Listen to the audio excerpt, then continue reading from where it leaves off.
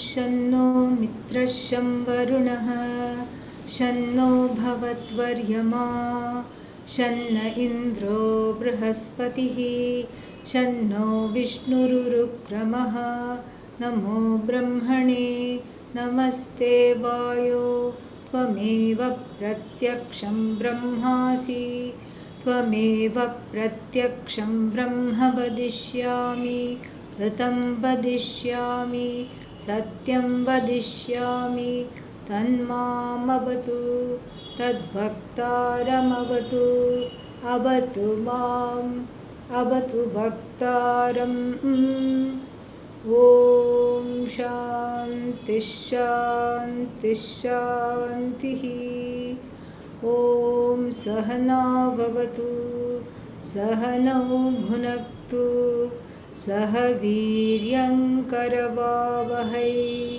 तेजस्विनावधीतमस्तु मा विद्विषावहै ॐ शान्ति शान्ति शान्तिः ॐ ब्रह्मविदाप्नोति परं तदेशाभ्युक्ता सत्यं ज्ञानमनन्तं ब्रह्म यो वेदनिहितं गुहायां परमे व्योमन् सोऽश्नुते सर्वान् कामान् सह ब्रह्मणा विपश्चितेति.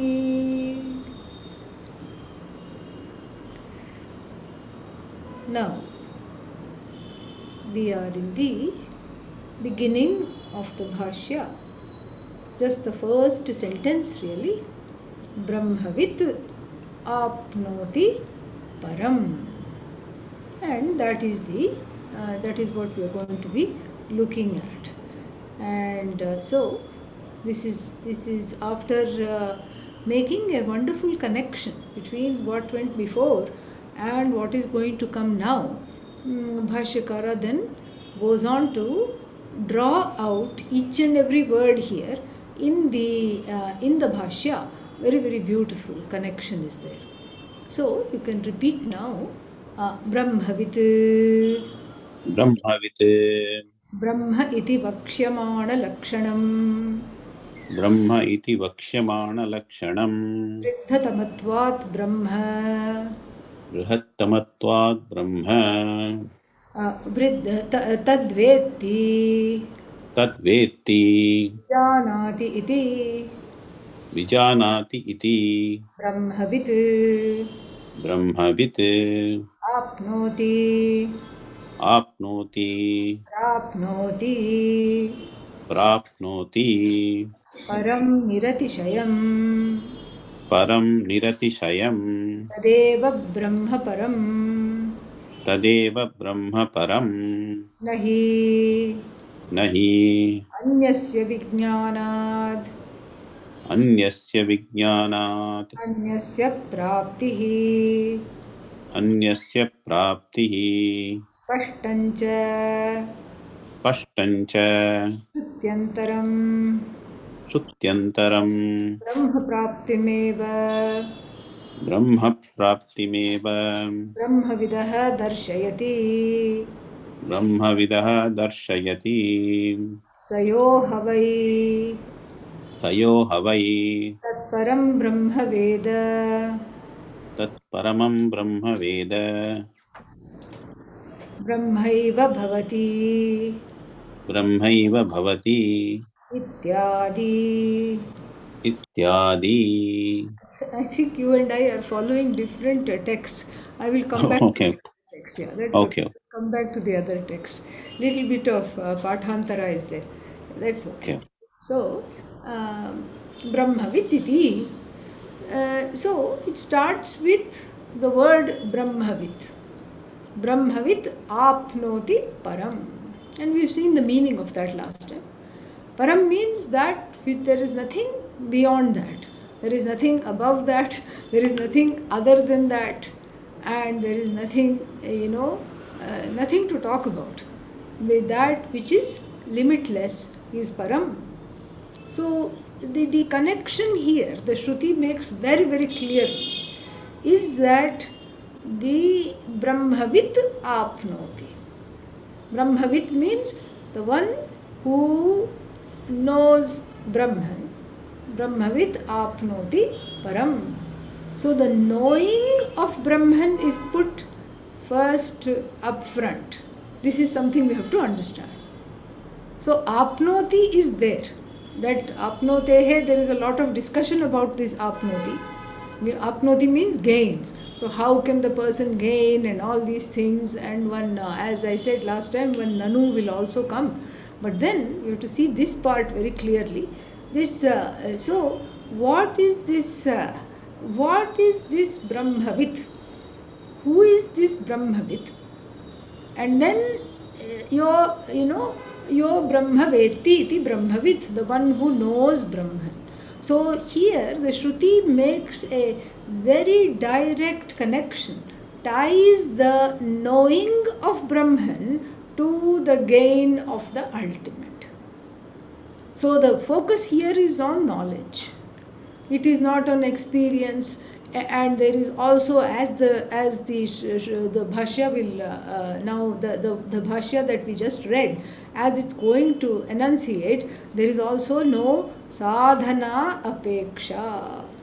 Sadhana antara apeksha. There is no apeksha means there is no expectancy that there will be some sadhana to gain Brahman. So all this is going to be fleshed out right now very, very nicely, and then we are going to be looking at this. So Brahmavit, what is this Brahmavit? Brahma iti vaksha. So Brahmavit, and he takes the word Brahmavit. First he takes the word Brahma. What is this Brahman? Brahma iti vakshamana lakshanam. We don't know what Brahman is, Bhashyakara says. Vakshamana lakshanam yasya. It's a, so that which is going to be told as having some lakshana, as having some indicators, as having some definition, which hasn't been talked about at all, which we still don't know. And this is the beauty of Bhashyakara. Even though Bhashyakara knows Brahman, he is going along with the text, he is going along with us. Very, very beautiful. So there is something. Kaschit, something is there. Kinchid asti Brahma iti nama. So there is something called Brahman. And what is this Brahman? This Brahman is something that has vakshamana lakshanam. That Brahman is something which has lakshanam, means the characteristic of something that is going to be talked about later. Vakshamana, future participle. So it's going to be talked about later. Vriddhatamatvat Brahma. So why is it called Brahma? Why is it called Brahman? So Vriddhatamatvat or Brihattamatvat, whichever it is. So that which is big. That which is big is called Brahman. And Bhashyakara knows his Panini, and he knows his dhatu patha, and so the dhatu which is called brihi vriddhau, in the sense of big, and plus a suffix, possibly manin, which gives a kind of an agency to the noun. Maybe that's what it is. And so Brahman, that is how it is formed. And then so therefore this that which is Brihattama means big. How big? Biggest. Biggest means what? Biggest means it is nothing is bigger than this. That is the superlative. It's not the comparative here, it's the superlative. Meaning there is nothing beyond this. And then there is nothing bigger than this. It's that big, and we'll see we'll see further how he talks about it. And so we'll just see the translation first of this portion, and then tad veti, the one who knows that. Tad refers to Brahman tad veti. And what that veti is from the Vakya. But then what is veti? Vijanati. Just spelling it out. And the upasarga vi is for clarity, the one who knows it clearly. Visheshena janati, knows it very specifically and clearly. Saha, that person is Brahmavit. So this is very, very nice. So the root verb is vriddhi. What is vriddhi? Vriddhi means growth. And that which is also big is called vriddhi, brihat. And that which big size is also vriddhi. You see, the language is very important here, because just from looking at the root verb, we get a lot of ideas. We get a wonderful understanding of what we are going to be treated with. It's just very, very nice. So now the word tells me that it is a noun. And what is the meaning? Something really big. Asti kinchit, something is there. And then, so then it is the, from the root meaning we got this, this big vastu iti. And what is this vastu? We don't know. We don't know about this vastu yet. Because suddenly the Upanishad has started with Brahmavit apnoti param. Then when we ask the question, Kim tad Brahma, what is this Brahman? Then we are going to know what this Brahman is. The Shruti herself is going to tell. But right now we have been, in a way, blindsided, because we have this word Brahman, which grammatically speaking means big. And then how big, we don't know. It's the biggest. That's all we know. Something is there called Brahman, and knowing this, one gains the whole, one gains the ultimate. And so something is there. And then what is this, what kind of a vriddhi does this have? What kind of a bigness does this have? And like we talked about last time, if we, I talked about it jokingly, but there is some truth to it. Because big is an adjective.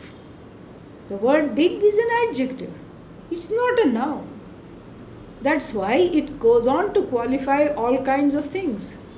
So if I say, look at this big virus, we are talking of something under a microscope, okay? So, you have to compare to other viruses. This particular virus looks very big after being stained and after being put on a plate and then put in between the, in between the lens of the microscope. Then it looks big comparatively. Or you can say, look at this big mustard seed. And then, so maybe from Bengal where it grows a lot. So, big mustard seed means what? Well, it is big, but it's mustard seed big.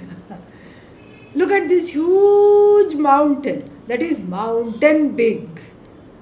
Mustard seed big, microbe big, mountain big. For some reason, all the nouns are starting with M. Mustard seed, mountain, and microbe. Okay, so all of them are big. But then that bigness is relative. That bigness is determining for a noun. It's begging for a noun to qualify that bigness. Mountain big will have mountain bigness, and then mustard seed big will have mustard seed bigness. And like this, it is all, it's all relative. And supposing somebody were to say, oh, I stubbed my toe. Where? Oh, just against the door or something, I stubbed my toe. And now the toe has become really big. How big?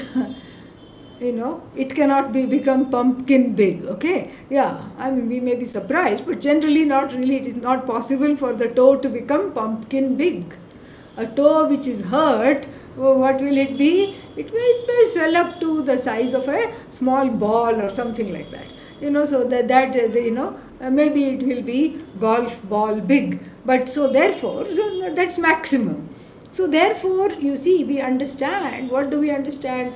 That from the object that the word big qualifies, the object itself delimits the word big. Does that make sense? And the word delimits means, in Sanskrit, sankocha. Sankocha means it is a niyamaka. It is a restrictor. It's a restrictor. So the noun itself restricts the adjective big. The noun determines how big. So the noun becomes a sankochaka. And then, because the size is determined by the noun, the very noun that the word big comes to qualify. And so the noun becomes a restrictor, a delimiter of the size of that very thing. And then, so therefore, the word big is in a way, meaningless unless it is attached to a noun that it is supposed to delimit, it is supposed to qualify, it is supposed to give contours to. But then when you say Brahman big, then what are we talking about? We are in a very interesting and very different territory. Because like we saw last time, Brahman is not an adjective. It's not an adjective to something. Because there is no object that it is qualifying. There is no object at all that Brahman is qualifying. Plus, we already know this, that Brahman itself is not an object. There is no object it's qualifying. Brahman is not an object. And so therefore what? We cannot say that it is so the word big here, Brahman big here is not an adjective. It's not an adjective. And so therefore what? So even if supposing I would say, let's say like Brahman is, mountain Brahman. Supposing if I were to say Brahma Parvatam, like that if I were to say, then both of them are in apposition. But again, in this scenario, Brahman is not qualifying the mountain. Both are nouns. Both are nouns. It is Brahma and it is in the form of a mountain right now. So so if we say it that way, then there is room to understand that this Brahman is not qualifying the mountain. Why? Because for this Brahman there is nothing to restrict. Sankochaka abhavat. There is no restriction in the meaning of the word Brahma, even though it may be manifesting as a mountain right now. When I say mountain big, the bigness belongs to the mountain, not to Brahman. Brahman is already big without having that mountain bigness. In other words, that mountain bigness is included in Brahman, but it transcends that as well. But usually we are used to the word brihat as an adjective. Where have we heard the word brihat as an adjective? Think. Brihadaranyaka. Brihadaranyaka, Upanishad. So that brihat here is qualifying Aranya, big forest. And then what else? Like we have in Mumbai, we have one, what is that? Brihan Mumbai Mahanagara Palika. We have that municipal corporation.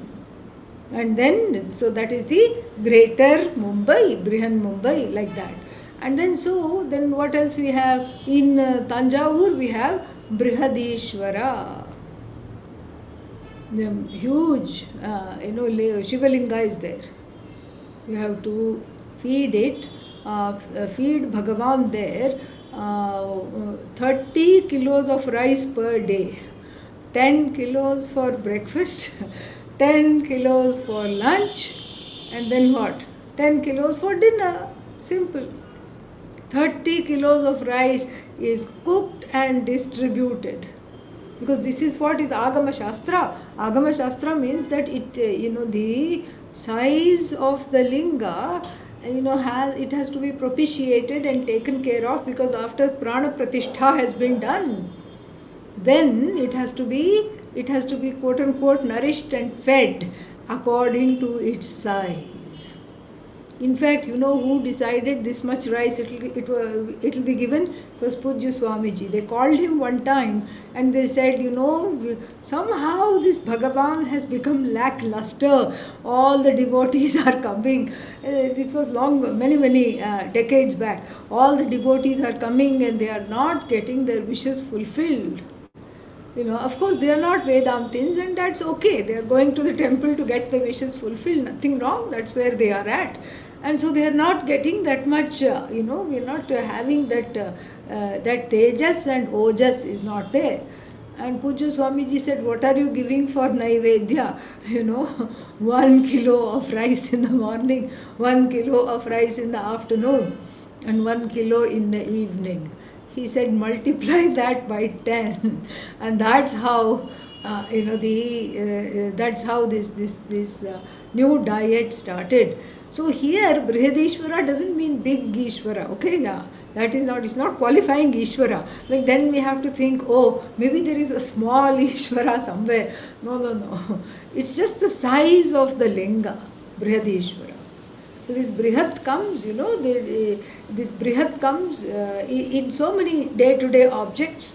And so now where are we? So we understand that, Kinchit Vastu Asti.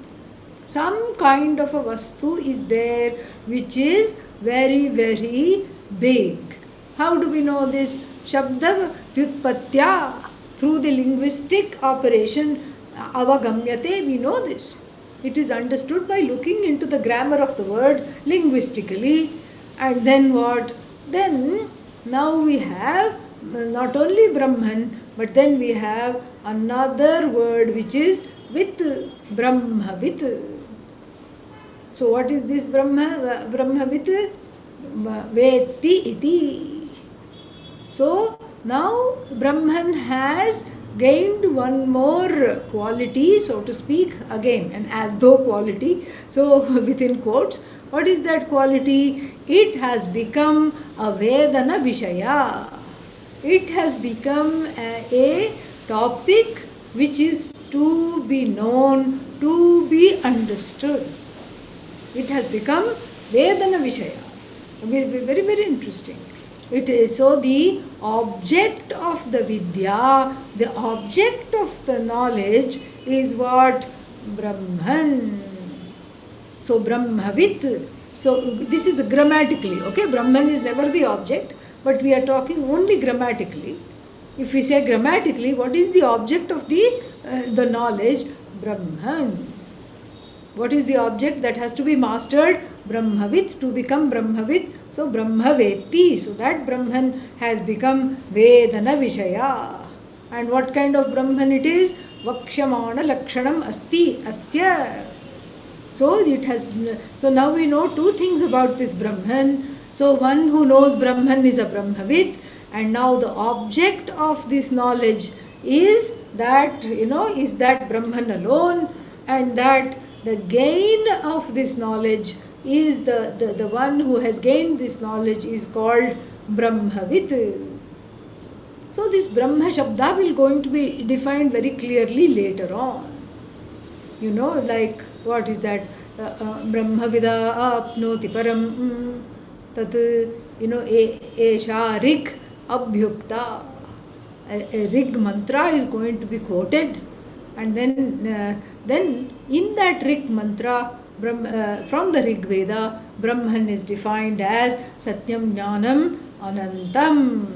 So therefore, Vakshamana Lakshanam Yasya iti Vakshamana Lakshanam, and so this that Vakshamana Lakshanam, the words are adjectival to Brahman. And so therefore it is, it's a Bahuvrihi compound, which that Brahman which has got the Lakshana, which is going to be told later. That's what it means, Vakshamana Lakshanam. What is that Brahman? Again, huge. How huge? Niratishaya Vriddhimat Brahma. Niratishaya means there is no restriction, there is no sankochaka. There is nothing to stop the meaning of this substantive revealed by the word Brahman. Nothing to stop it. Therefore what? Extraordinarily big. In other words, that which is the biggest. So the one who knows this biggest is what is called Brahmavit, is the one who is called Brahmavit. The one who knows this big one is called the Brahmavit. And then, so now we know, now we know this. And we know that Brahman is there. Kinchit Vastu Asti, number one we know. And then we know it is knowable. We know that. Why? Because there is a Brahmavit. The potential for there to be a Brahmavit is there. So we know that this Vastu is knowable and that it is desirable to be known. And then, then the next question that we should ask is, how is it that this, how is it different from any other body or branch of knowledge? So many people know so many things. Minute things people know. So many people know this, that, so many things people know. And then one person knows electronics, another person knows IT, third person knows something else, microbiology, biochemistry, aeronautical engineering, quantum physics, this, that. There are so many kinds of people who knows. And then now there is one more person who, Brahmavit, one more person who knows, who knows something. And what is this something?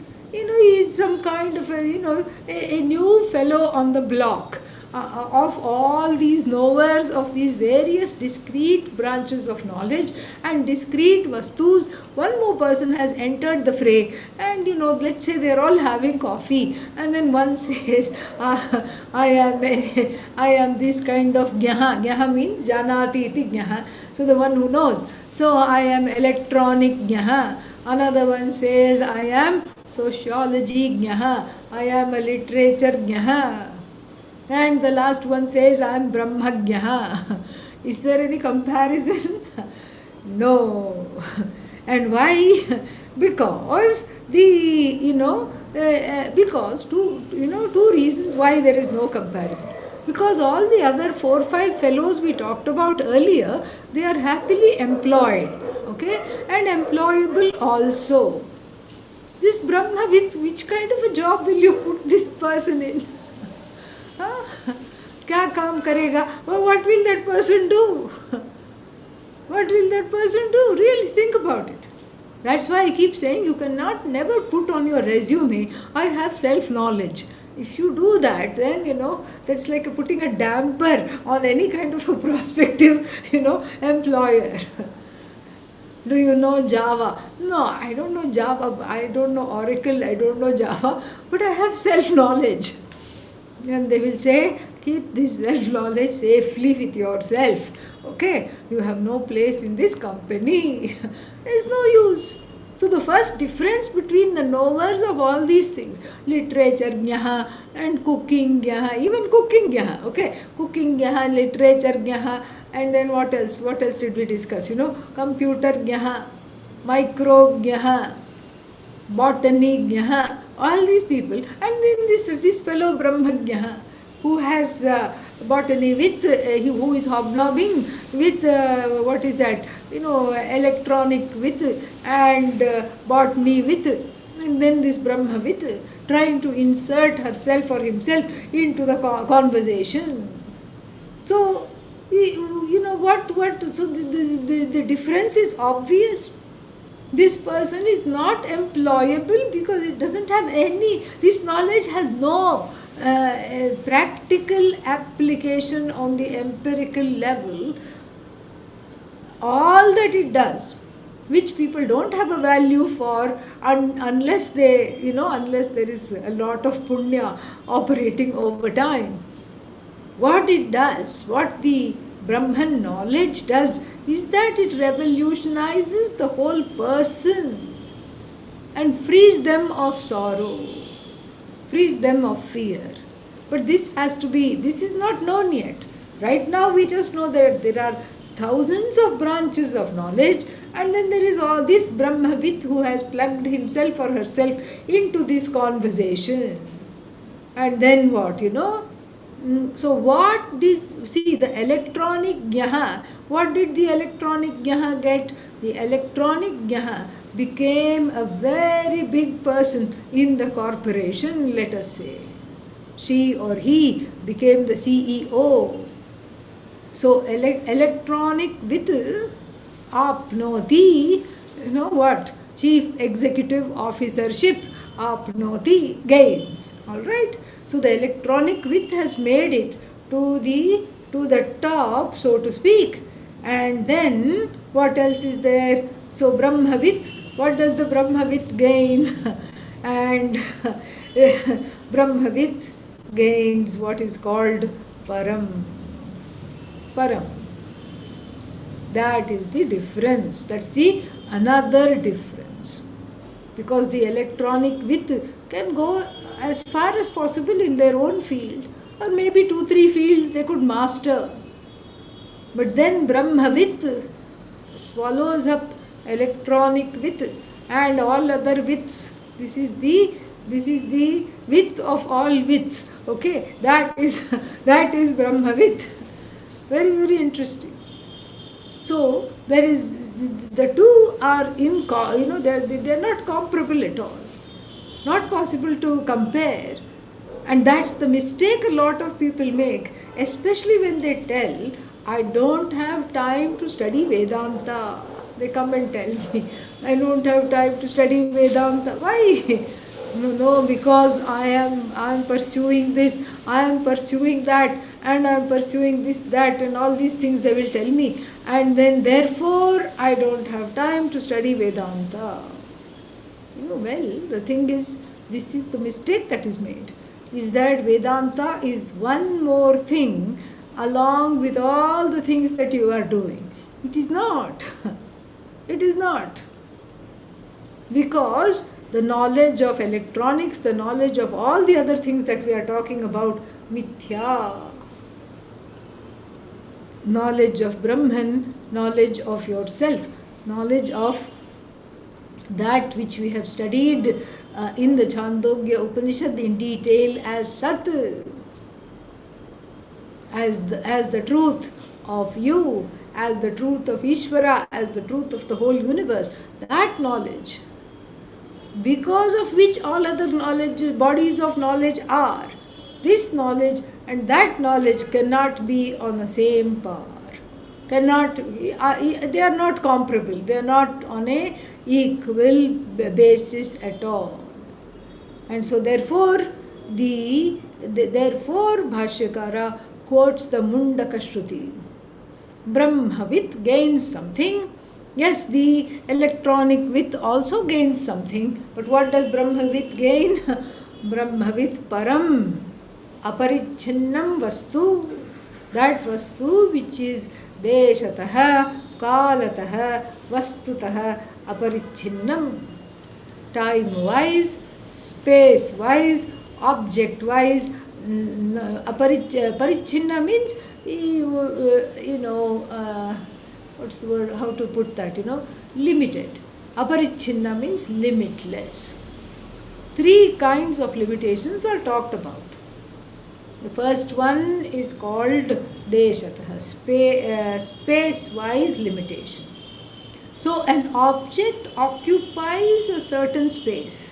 It has a volume, it has a mass, and then that is unchanging at all times. Yes, maybe it will expand. If we are talking of a gas and you heat the gas, maybe it will expand. But again, it is within a certain norm. It is very normative.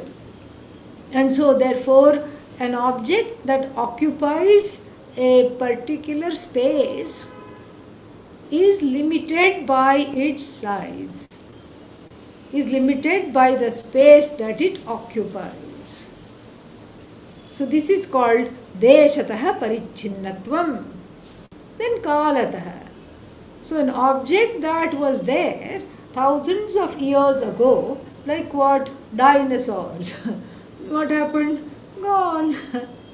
Now if you want to see dinosaur, you have to go to some museum and see few bones they have found, but cleverly they have made other bones with wood and all the materials, and they have strung it together.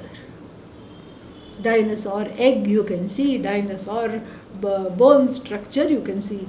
Dinosaur you cannot see. Why? Kalatah parichinnaha. Gone in time, extinct. So many things are like that. Dodo bird. There was one dodo bird. In fact, we have a saying, dead as a dodo. Dead as a dodo means that poor dodo is totally dead, even the last one. Why? Apparently people ate it out of existence, poor thing. And no more dodo, except you can see some pictures somebody has drawn, some paintings somebody has drawn, you can see. And so like this, you see, this is kalatah parichinna.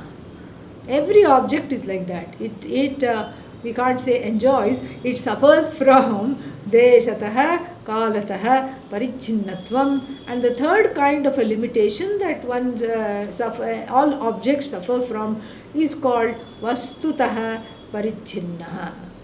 Vastutah means if something is in a particular name and form, like let's say something is a mango, okay? And so if it is a mango, it cannot be a sapota at the same time. It cannot. Even though we hear stories, in the Puranas, fantastic stories of people shape-shifting and all this, and in the annals of, sages, we hear so many things, people, appearing as somebody else. Of course, Ishvara appearing in so many forms, all these things. But we are not talking of that. We are talking of, in the everyday world, we see all objects suffering from these threefold limitations. Take this body, deshatah parichinnaha. Space-wise, limited. Even though you keep saying you put on weight, it is still space-wise finite, limited. Time-wise, limited.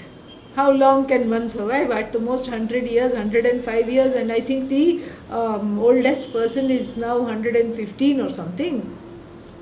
And then, this is the maximum human lifespan. And for other animals, it's much less.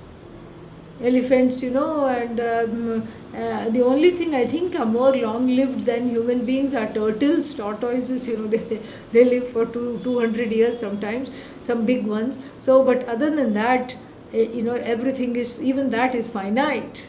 It's all finite. So then, kalatah, finite, then vastutah. If one is, if a being is in a dog body, it cannot be in a human body at the same time. Yeah, the dog can behave like a human being, we have seen that. And the human being, of course, behaves like a dog. That also we have seen. But there is no way in which the size-wise there is a change. So therefore, these are the threefold limitations that all things suffer from, but not Brahman, which is why it is called Param, Niratishaya, because we already saw this earlier, Sankochaka Abhavat. There is no restricting element.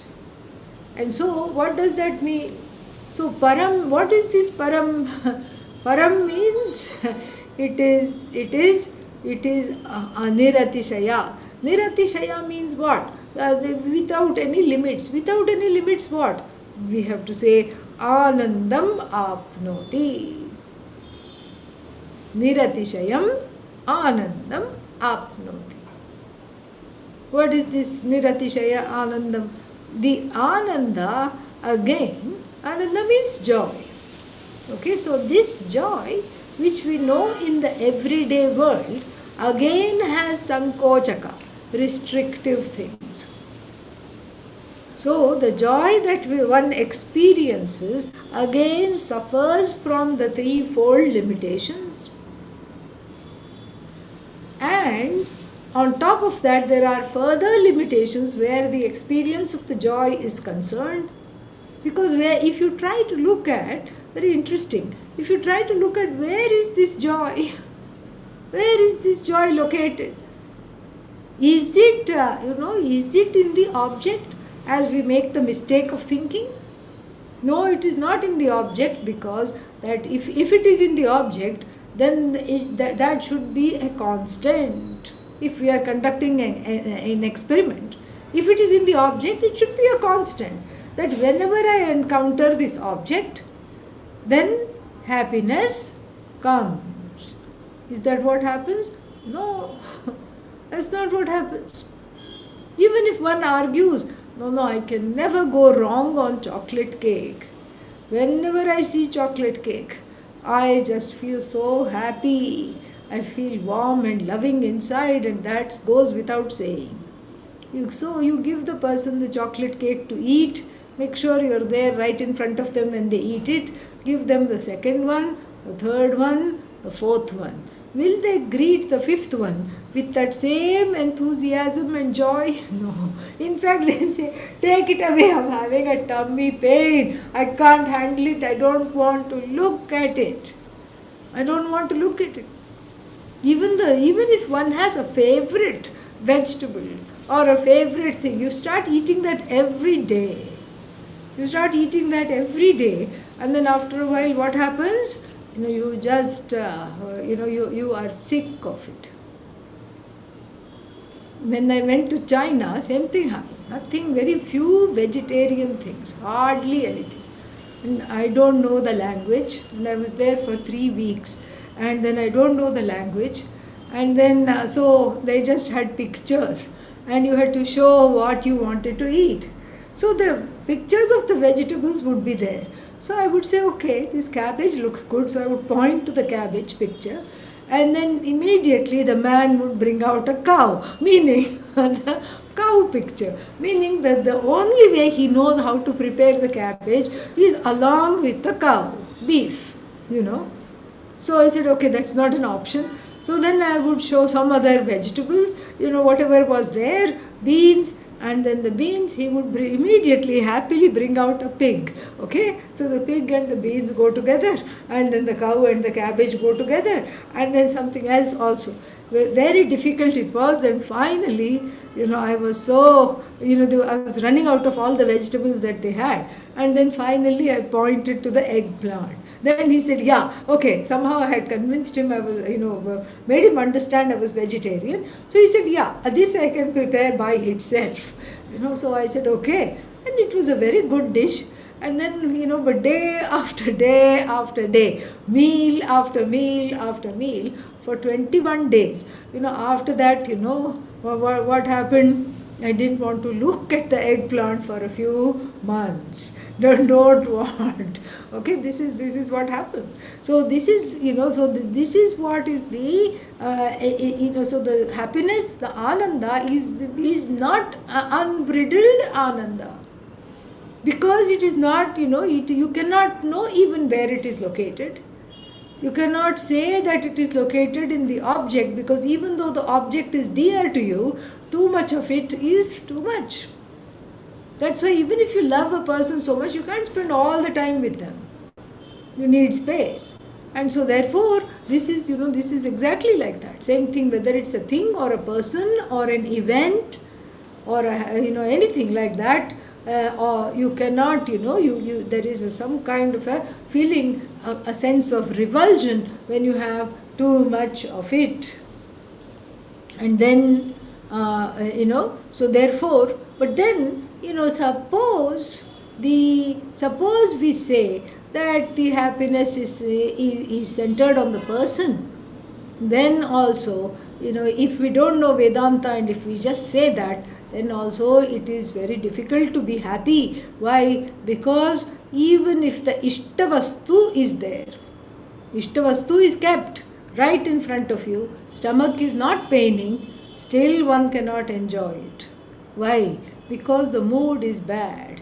You just came away after having a nice fight with somebody that is dear to you, and then you have a wonderful thing right in front of you. You feel like saying, take it away, I'm not interested. Then the stomach also has to cooperate. Supposing there is some delicate stomach or something happening, and the food is really delicious, but you cannot even enjoy it. So this enjoyment of the object by the subject, the object-based enjoyment depends upon many different conditions. The conditions have to all line up for the subject to enjoy the object. That is why the Brihadaranyaka Upanishad says, Matram eva asya anandasya matram eva jivaha loke upajivanti. Meaning that all the people enjoy everything in a lesha leshatah, bit by bit. That same Ananda, which is Brahmananda. Brahmananda is not Brahmana Ananda, it's not the Ananda of Brahman, it is the Ananda which is Brahman. And so this Ananda is enjoyed by the people because it is mistaken to be the subject-object connection. It is mistaken to be centered on the object or centered on the mood of the subject, whatever it is.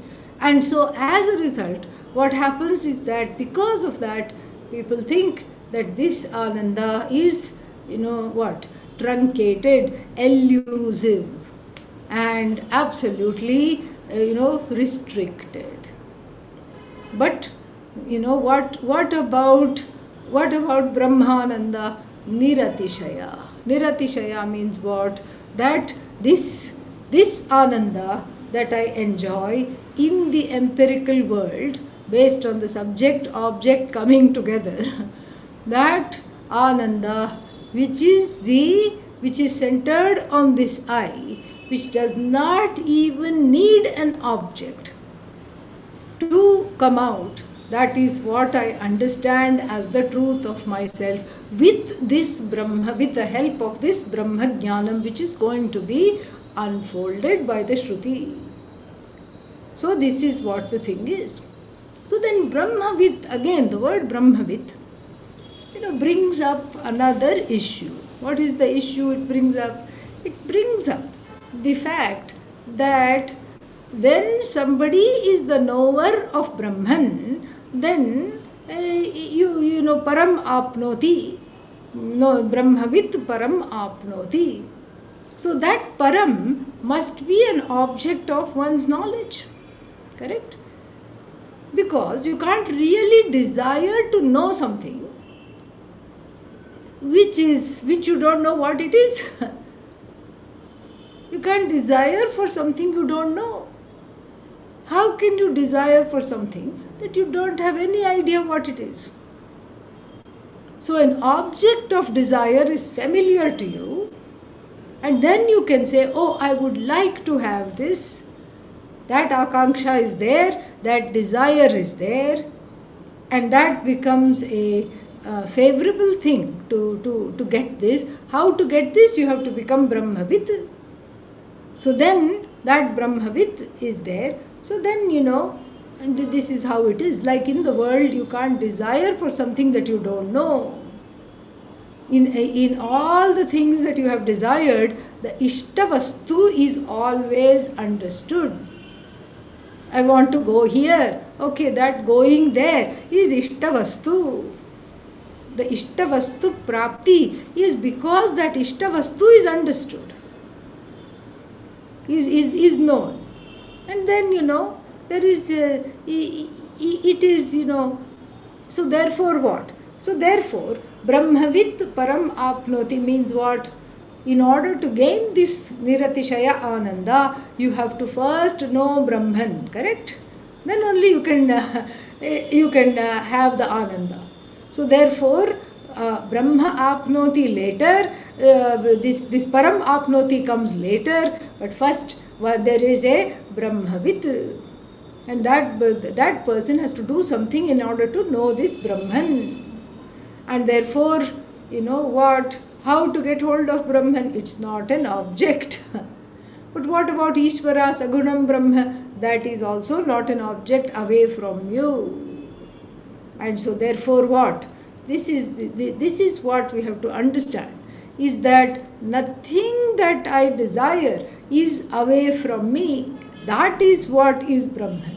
Brahman knowledge means that the object of desire, the split between the subject and the object happens because I don't understand that this I that I call myself is not just limited to everything that I identify as this I, starting with this body, the mind, the senses, a few things that I call my own, a few people that I call my own. Perhaps I have a native place from which I hail, that is also what I call my own. So this is all okay on the level of the Vyavaharika Satta, but that does not define who this I is. So therefore, that is why Brahmavit, the knower of this Brahman, where the I is walked over to greet Brahman as the truth of itself, wresting it, snatching it away from the body, mind, senses, etc. Although it seems like that.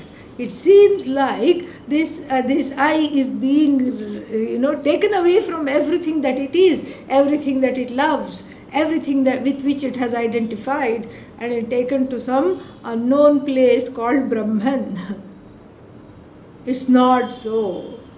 It's not like a small baby taken from its, stolen, abducted from its parents and given up for adoption. No. Or sold in the child traffic marketplace. People do all these kinds of terrible things. And so sold for adoption or something like that. No. It's not like that. It seems like that because the identification with this me and mine is so pervasive that it feels like a rupture on the level of experience. But really speaking, it's not a rupture because that body is still Brahman, which is what we are going to see in this whole Upanishad, in this portion of the Upanishad. Body is still Brahman. Brahman is not the body. Mind is Brahman. Brahman is not the mind. Senses are Brahman. Brahman is not the senses. Everything that you love is Brahman. Brahman is not any one particular thing. This is what is the understanding. So taking the I from its limited identification and misidentification and repatriating the self to this Brahman is not so much a rupture, is not so much a giving up, rather than an expansion. An expansion into the whole universe and beyond. That is what that is what is Brahman, and that is why it says Brahmavit apnoti param. Apnoti, Bhashyakara just puts one pra. Apnoti he defines as prapnoti, just nothing else. Param niratishayam apnoti. Reaches Brahman, gains Brahman. What is this? The biggest one. Niratishaya. Satishaya means that which is comparable. Niratishaya, there is no comparison. And what is that? Something special, let us say. Get something special, get something out of the knowledge itself. Like what? A lover of music listens to some music And then it is some kind of a very subtle and a fine ananda. It is compared to some Vishayananda. It is a little more subtle, you can say. But this is but some we can think like that the knower of Brahman gets some kind of a subtle sukha. And subtle sukha means what? Then the subtle sukha can turn into subtle dukkha very quickly. And but no, not here. Niratishaya sukham, meaning a sukha that does not turn into its opposite. And it is not apnotehe, it's not brahma prapti sukha. It is not that sukha is not connected to the gain of Brahman as an object, because that Brahman is you. That is why the other Shruti is quoted from the Mundakopanishad, Brahmavit Brahmaiva Param Brahma Bhavati. This again takes us to the very important distinctions between other branches of knowledge and Brahman. The electric width does not become a light bulb, after a few years. And neither does the civil engineer become a bridge, nor does the microbiology professor become a microbe one day. And all the students, we can imagine, are wondering, where did the professor go? And the professor is crawling on the desk. No, doesn't happen like that. Because there is a difference.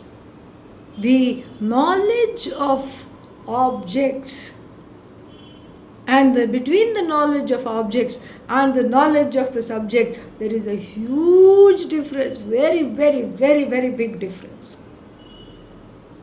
Because it's the knowledge of the subject which includes the knowledge of the objects. But the knowledge of the objects does not necessarily include the knowledge of the subject. So therefore these discrete knowledges, the demarcation between the knower and known is always intact. Between the prameya, that which is to be known, and the pramata does not change, does not shift. The pramata is intact. In fact, the pramata beats the chest and says, I know, I know, I know. I have this, janami, janami, janami, janami. I know this. What else do you know? I know that, I know that, I know this, I know this. In fact, it's very common in India because, we people, you just talk something and then immediately the person says, I know. And then you say, I haven't even completed my sentence. Yes, I know what you're going to say. I know already. And this is true with, married couples also, especially if they've been married for some time. One person opens the mouth, the other person says, I already know. And no, you are not going to do this. But I haven't even said. It doesn't matter. I already know what you're going to say. So this I know is a very dear identification. I know. And if you take away the I know, then there is nothing to live for, I tell you. There is no show offing. You can't show off to anybody. You cannot say, and there is no, some kind of a satisfaction is not there. It's a very boring life if you don't know. So therefore, this I know is connected to the mastery and the conquest of all objects. The word I know means the knower is intact. The knower, who is the knower? The one who knows, which is the ahankara, along with the mind, the buddhi, the chittam. Chittam means that satisfaction element is there, emotional satisfaction. So therefore we include the chittam. Mano, buddhi, ahankara, chittani. So all this, this fourfold conglomeration, the faculty of knowing, which the ahankara owns up as, I have this much IQ. I am 1 point short of a genius, and then that still doesn't make you a genius, okay? Yeah, I'm 1 point short of a genius. I know this, and I know more and more and more. And people just delight in knowledge because there is something about Vidyananda that is very, very alluring, because it is again this some kind of a subtle sukha one gets. So then, in all branches of knowledge, the knower is left intact. In the knowledge of Brahman, the knower melts away. The knower is knocked off from the pedestal, thereby leading to Advaita. This is how Advaita Siddhi happens, because the knower is not, his knower is no longer, what is its name? The knower is no longer intact. What do you mean by saying the knower is no longer intact? This is exactly what happens in the Kenopanishad. Kim Brahma Janasi? The teacher says, well, do you know Brahman? And the eager to please student raises the hand and says, I know Brahman, Janami. Yadimanyase suvedeti dabhrameva pinunam tvam vetha brahmano rupam. The teacher says, sit down. If you think you know Brahman very well, that means your knowledge is less, is smaller than, or less important than a small dust ball, dust bunny.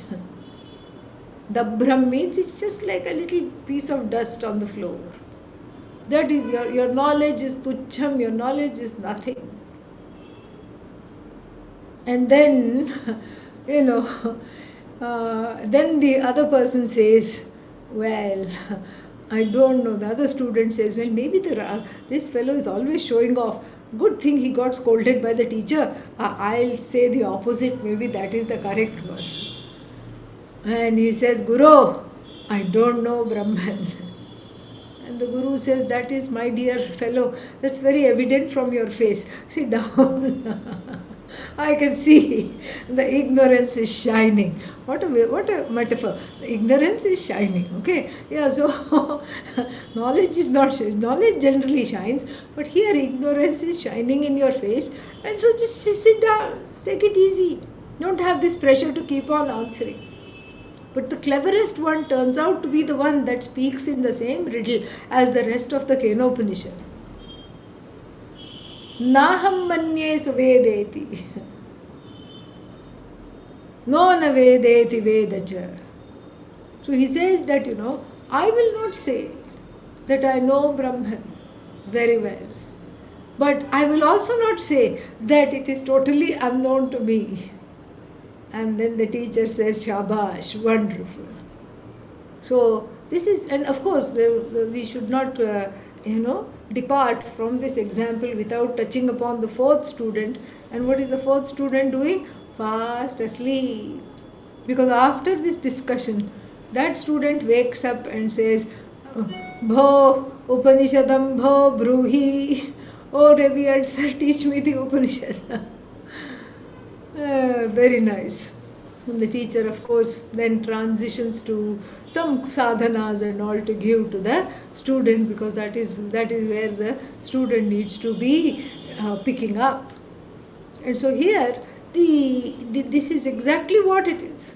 This is exactly why the knower is knocked off, because as long as there is knower known difference, there is no Advaita possible. No non-duality is possible, because the knower is separate from the known, and the knower never resolves. So therefore, that knowledge which knocks off the knower, this is what is Brahma Vidya.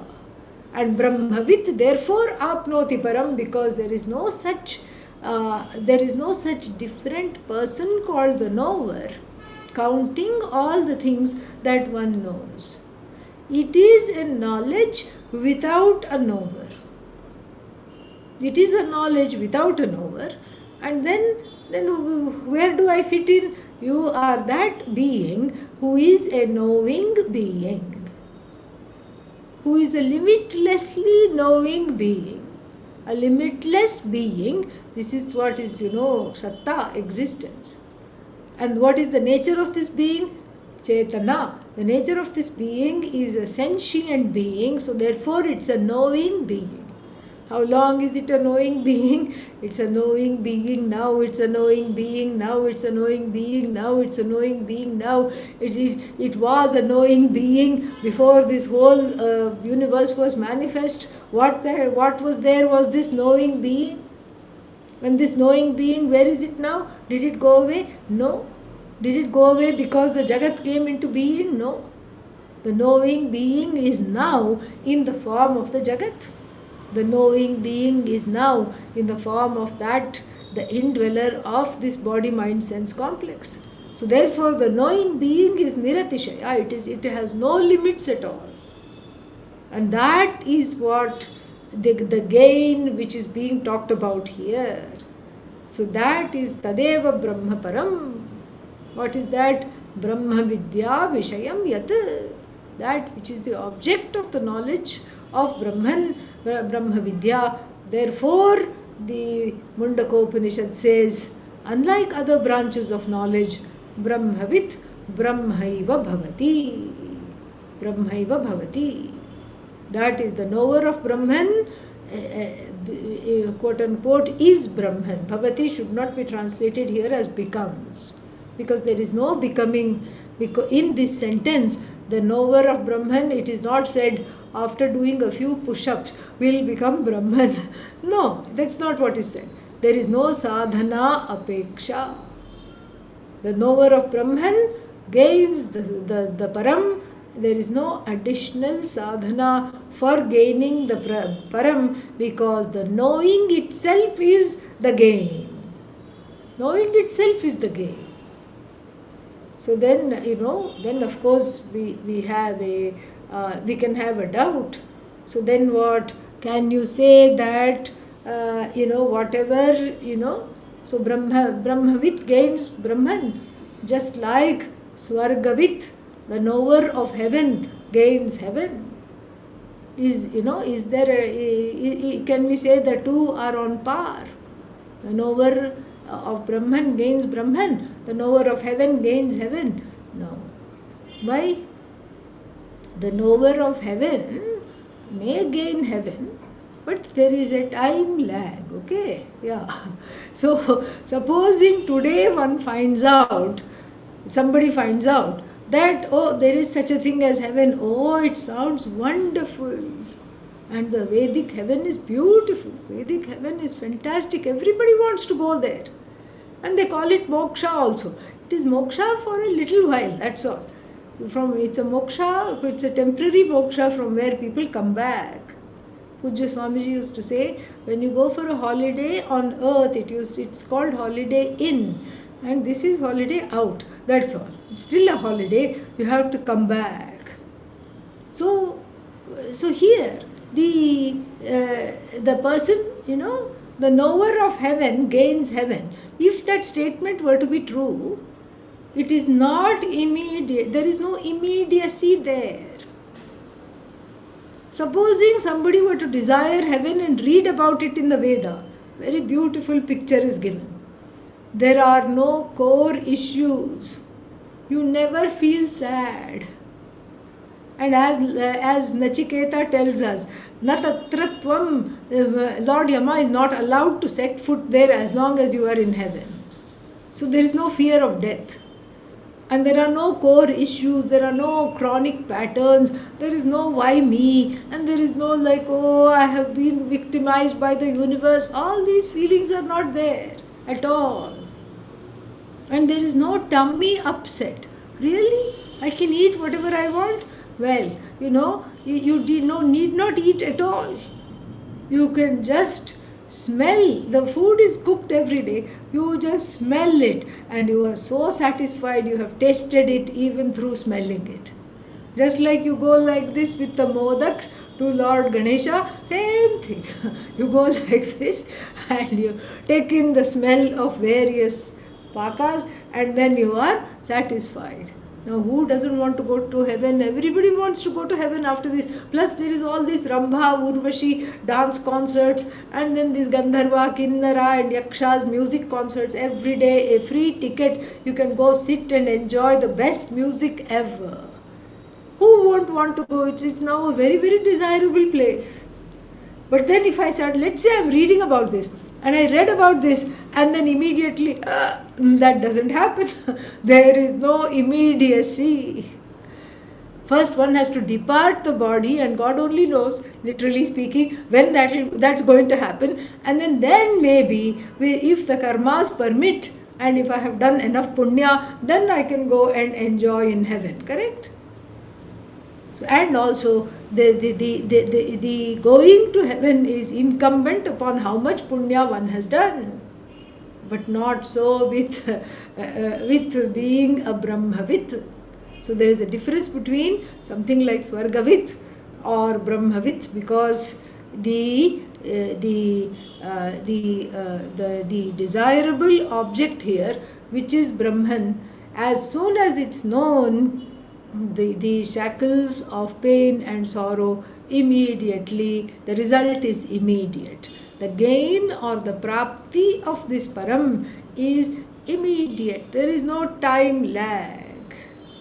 Neither is there time lag, point 1, and neither is there sadhanantara apeksha. What is sadhanantara apeksha? There is no sadhanantara, means another sadhana. The Vetritvam itself is the sadhana.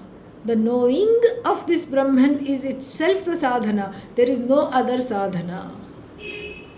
And he is going to quote one more Shruti also later on, but very, very beautiful. There is no other sadhana needed. And it is wrong to say that, Vedanta is theory, after that I have to sit and practice it. This is not some kind of, what is that, physics, chemistry, etc., theory and practicals and all these things. This is not there. Nothing there. Because it's all about you. You had a mistaken notion that you were as good as the body, mind, sense complex, and that mistake is removed. Simple. Nothing more is there.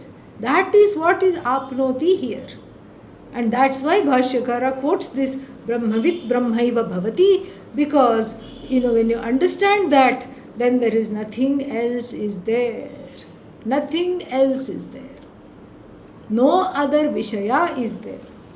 No other object is desired, because that which is the truth of you, all the desires were there to understand the truth of who you are. That is where the desires are. And so there is no other desire that is left over. This shesha of this desire is not there, because really speaking, and we'll see this more in detail tomorrow, really speaking, all the desires are for the sake of losing this identity as this small person in a small town, in a small body, making no difference at all on this earth, this kind of a hopelessness, this kind of a feeling that I don't matter. That is the only desire. To rectify this feeling is the only desire, and so when this is done, there is nothing more to pursue. All the Vishayas are enjoyable because they are already there and one can choose to enjoy them. But one need not pursue them at all.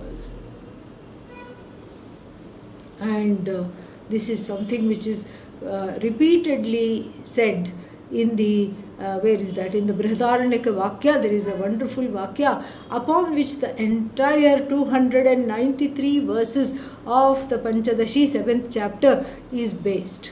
On that one Vakya, you can imagine how much vichara the Panchadashikara Swami Vidyaranya has done in order to unfold that and flesh it out.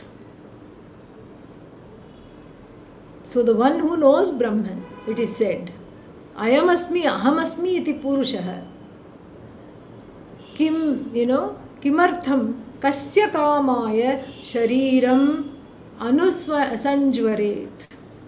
Why would anybody who knows I am the whole get into this frenetic and feverish activity of trying to gain some desire or something? Why would anybody do that? That is a very nice and a beautiful aksheparte, kim, meaning a rhetorical question, meaning nobody will do that. Nobody who is a Brahmavid will have a whole storehouse of desires. So the choice is very clear. Either you have a store, either you address one desire after another. And it's like playing that game. What is that game with all these little wooden pieces like that, and you have to take out the wooden pieces? It starts with a J. Jenga. There's one game. And then these wooden blocks will be there, pieces. And then you have to take it out without upsetting the whole thing. So you can fulfill each desire, very precarious, because it is connected to everything and nothing should fall apart and all this. Or you can desire Brahman, and in one fell swoop all the desires are taken care of. How? We'll see tomorrow. Om Purnamadav Purnamidam Purnat Purnamudachyate Purnasya Purnamadaya Purnamevavashishyate. Om Shanti Shanti Shanti. Harihi Om Shri Gurubhyo Namaha. Harihi Om. Thank you.